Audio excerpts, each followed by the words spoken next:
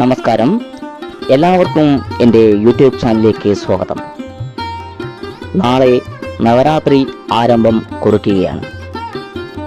നവരാത്രി ദിനത്തിലെ ദേവിയുടെ 9 ഭാവങ്ങളും 9 ദിവസവും 9 നിറങ്ങളും 9 ദിനങ്ങളിൽ ജപിക്കേണ്ട മന്ത്രങ്ങളുമാണ് ഇന്ന് നാം പരിചയപ്പെടുന്നത്. ആദിപരാശക്തിയുടെ 3 അവതാരങ്ങളിൽ ഒന്നാണ് സരസ്വതി ദേവി. നവരാത്രി കാലങ്ങളിൽ ആദ്യ 3 ദിവസം പാർവതി ദേവിയെയും പിന്നീട് 3 ദിവസം ലക്ഷ്മി ദേവിയെയും അവസാന 3 ദിവസം അതായത് അഷ്ടമി, മഹാനവമി, വിജയദശമി ദിവസങ്ങളിൽ ജ്ഞാനത്തിൻ്റെയും ബുദ്ധിശക്തിയുടെയും ദേവതയായ സരസ്വതി ദേവിയെയും ആരാധിക്കുന്നു. നവരാത്രി വ്രതം എല്ലാവർക്കും അനുഷ്ഠിക്കാവുന്നതാണ്. നവരാത്രി കാലങ്ങളിൽ സരസ്വതി പ്രീതികരമായ മന്ത്രങ്ങൾ ചൊല്ലുന്നതും ഭക്തിയോടെ ദേവി ക്ഷേത്രദർശനം നടത്തുന്നതും ദേവി കടാക്ഷത്തിന് അത്യുത്തമമാണ്. 9 ദിവസവും മുടങ്ങാതെ ലളിതാ സഹസ്രനാമം ജപിക്കുകയോ അതിന് സാധിക്കാത്തവർ ലളിതാ സഹസ്രനാമ ധ്യാനം ചൊല്ലുന്നതും ഏറ്റവും ഉചിതമാണ്. സരസ്വതി ദേവിയുടെ ഗായത്രി മന്ത്രം ചൊല്ലുന്നതും മൂലമന്ത്രമായ ഓം സം സരസ്വതി നമ എന്ന് ചൊല്ലുന്നതും ഏറ്റവും അത്യുത്തമമാണ്. സരസ്വതി ദേവിയുടെ ഗായത്രി മന്ത്രം ഓം മഹാവാണീച്ച വിഘ്നഹേ ബ്രഹ്മഭഗ്നീച്ച ധീമഹി തന്നോ സരസ്വതി പ്രചോദയാത് എന്നിവ മുടങ്ങാതെ 9 ദിനങ്ങളിലും നിങ്ങൾ ജപിക്കുകയാണെങ്കിൽ എല്ലാവിധ ഐശ്വര്യങ്ങളും നിങ്ങളിലേക്ക് വന്നു ചേരുന്നതാണ്. നവരാത്രി സമയത്ത് കുളിച്ച് ശുദ്ധമായതിനു ശേഷം നിങ്ങൾക്ക് മന്ത്രം ഉരുവിടാവുന്നതാണ്. സസ്യാഹാരം കഴിക്കുക, ഭക്തിയോടെ ദേവീ പ്രീതികരമായ നാമങ്ങൾ, ഞാൻ നേരത്തെ പറഞ്ഞ ഗായത്രി മന്ത്രം, മഹാലക്ഷ്മി അഷ്ടകം എന്നിവ ജപിക്കുക എന്നിവ ചെയ്യുന്നതിലൂടെ കുട്ടികളിൽ ബുദ്ധി വികാസത്തിനും ഓർമ്മശക്തി വർദ്ധിക്കുന്നതിനും വ്രതസമയത്ത് സാരസാകൃതമോ ബ്രഹ്മീഹൃതമോ യഥാവിധി പൂജിച്ച് കഴിക്കുന്നതും ഏറ്റവും നല്ലതാണ്. നവരാത്രി എന്നത് ദുർഗാദേവിയെ ആരാധിക്കുന്ന 9 രാത്രികളാണ്. അജ്ഞതയുടെ അന്ധകാരത്തെ അകറ്റി വിജ്ഞാനത്തിൻ്റെ പ്രകാശം നൽകുന്ന ആഘോഷമാണ് നവരാത്രി. ഈ ദിവസങ്ങളിൽ ദുർഗയുടെ മഹാകാളി, മഹാലക്ഷ്മി, മഹാസരസ്വതി എന്നീ ഭാവങ്ങളെ ആരാധിക്കുന്നു. കേരളത്തിൽ വിദ്യാരംഭം, പൂജവെപ്പ് എന്നിവ നടക്കുന്നു. മറ്റ് സംസ്ഥാനങ്ങളിൽ ദസറ, ദുർഗാപൂജ എന്നിവയും നടത്താറുണ്ട്. അജ്ഞാനമാകുന്ന ഇരുളിനെ അകറ്റി വിജ്ഞാനത്തിൻ്റെ പ്രകാശം നൽകുകയാണ് ഈ നവരാത്രി കാലഘട്ടങ്ങൾ. ലോകമാതാവായ ആദിപരാശക്തിയെ പ്രീതിപ്പെടുത്തുന്നതിലൂടെ കുടുംബത്തിൽ ഐശ്വര്യവും ശാന്തിയും കളിയാടുമെന്നാണ് വിശ്വസിക്കപ്പെടുന്നത്. നവരാത്രി വെറും 9 രാത്രി മാത്രമല്ല, അത് സ്ത്രീത്വത്തെ, മാതൃത്വത്തെ, യുവതിയെ, ബാലികയെ, ശിശുവിനെ ആരാധിക്കുന്ന മഹനീയ ദിനരാത്രങ്ങൾ കൂടിയാണ്.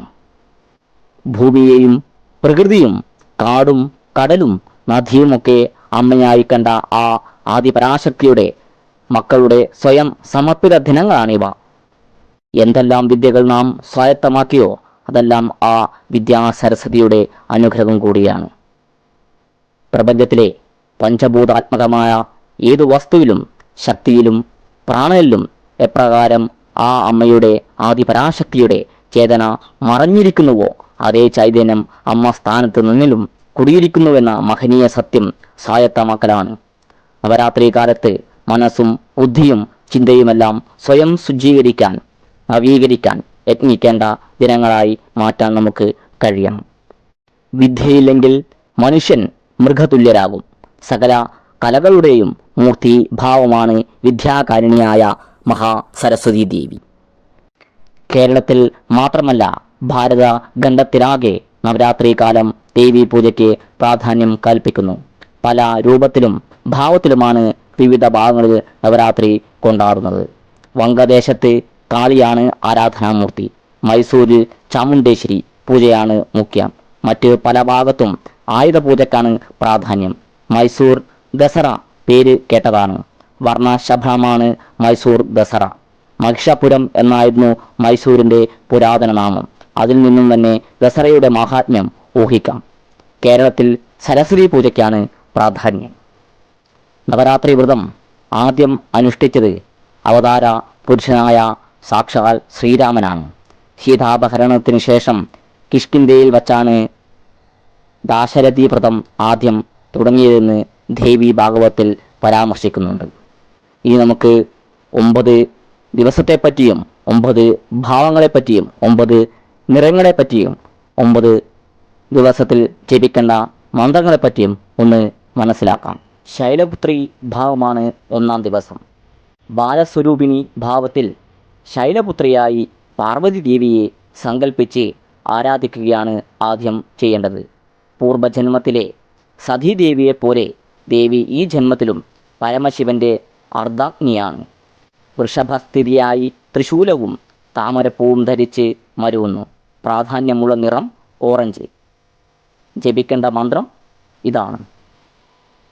2-ാമത്തെ ഭാവം ബ്രഹ്മചാരിണി ഭാവമാണ്. ബ്രഹ്മചാരിണി സങ്കല്പത്തിൽ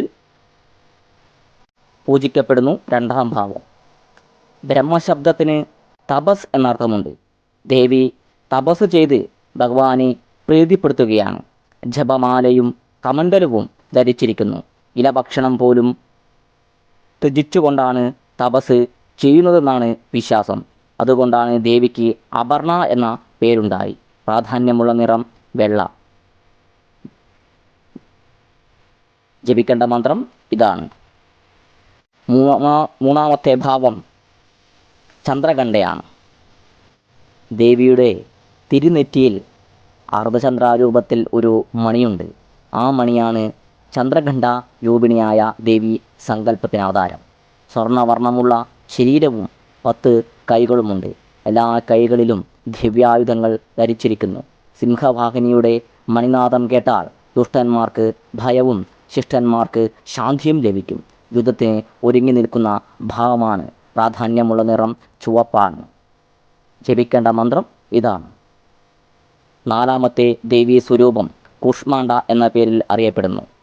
പ്രപഞ്ച സൃഷ്ടിയുടെ ആദിസ്വരൂപവും ശക്തിയും ദേവിയാണല്ലോ. സൃഷ്ടിക്ക് മുമ്പ് ദേവിയിൽ നിന്നും ഉത്ഭവിച്ച ദിവ്യപ്രകാശം സർവത്ര വ്യാപിച്ചു. പിന്നീട് ആ പ്രകാശം സർവ്വ വസ്തുക്കളിലും പ്രവേശിച്ച് തിളങ്ങി തേജസ്വിനിയായി. ദേവിക്ക് അഷ്ടഭുജങ്ങളുണ്ട്.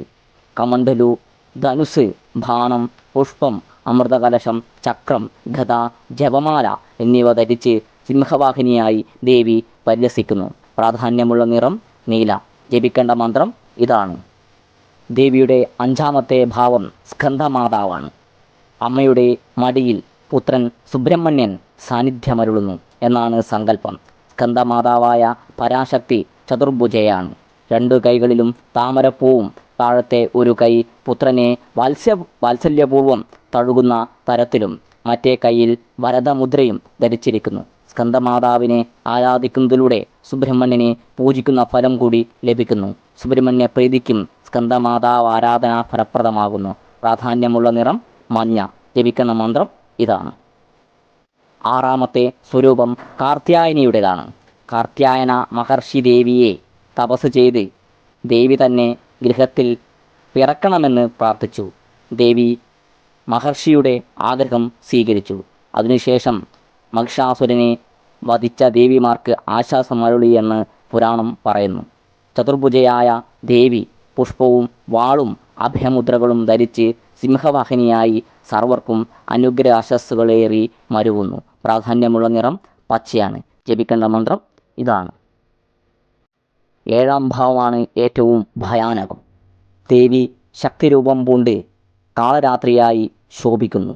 ധൈര്യം സമ്പാദിച്ച് ജീവിതത്തിൽ മുന്നേറാൻ കഴിയുന്നതിനു വേണ്ടിയാണ് ദേവി ഭയാനക രൂപം ധരിച്ച് വർത്തിച്ചിരുന്നത്.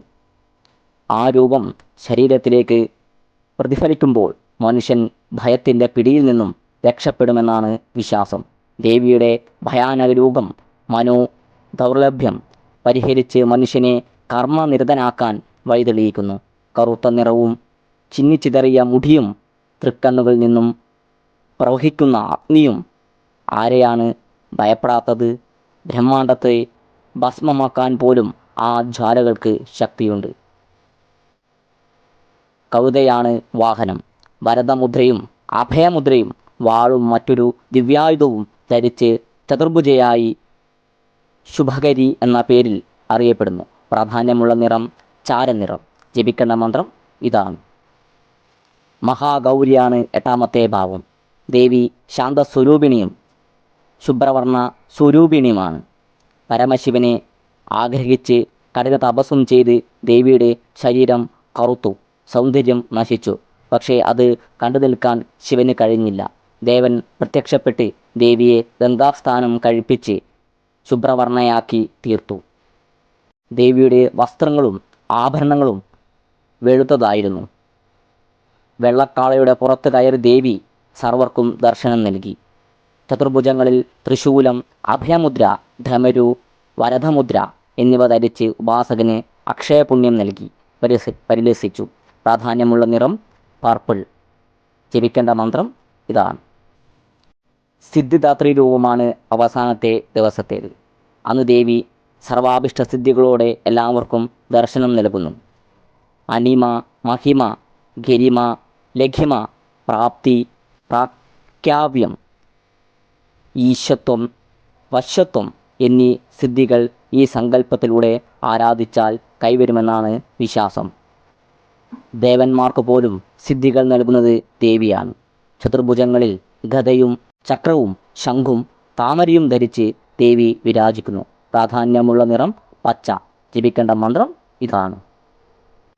ഇന്നത്തെ വീഡിയോ നിങ്ങൾക്ക് ഇഷ്ടപ്പെട്ടു എന്ന് കരുതുന്നു. നന്ദി, നമസ്കാരം.